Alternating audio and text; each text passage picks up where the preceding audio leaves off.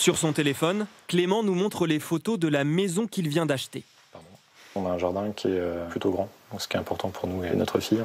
200 000 € pour 100 mètres carrés, en plein centre-ville du Mans. Ça a été un vrai coup de cœur. La maison, on l'a visitée une fois et on a fait une offre dans l'après-midi. Des prix abordables, bien moins chers que dans les grandes villes voisines, un centre-ville dynamique et Paris à 1 heure de TGV. Voilà pourquoi au Mans, le marché de l'immobilier ne connaît pas la crise. Les prix ont même grimpé en 2023, plus 7% en un an. Les quartiers les plus prisés, ceux proches de la gare.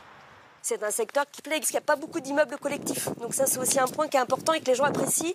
Et c'est un quartier où il y a des grands jardins. En vente depuis peu, cette maison de 120 mètres carrés à 230 000 €.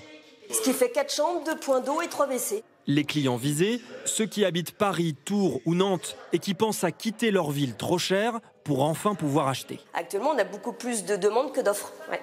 Pas assez de logements disponibles, ça aussi, ça fait grimper les prix.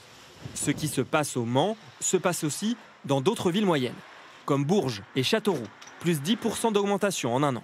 On a aussi les initiatives publiques ou locales qui ont revitalisé les centres-villes en améliorant les infrastructures, les offres de services, l'offre culturelle. Tout ça a rendu ces villes moyennes plus désirables. Moins surprenant, les prix continuent d'augmenter sur le littoral. La Seine-sur-Mer, plus 10%, la Ciotat, plus 9%. La plus forte hausse, Le Havre, plus 15%. Principaux responsables, les jeunes seniors qui rêvent d'une retraite au bord de l'eau. Pour eux, pas de problème de crédit trop cher ou de taux qui flambent. Ils vendent souvent leur résidence principale pour en acheter une autre.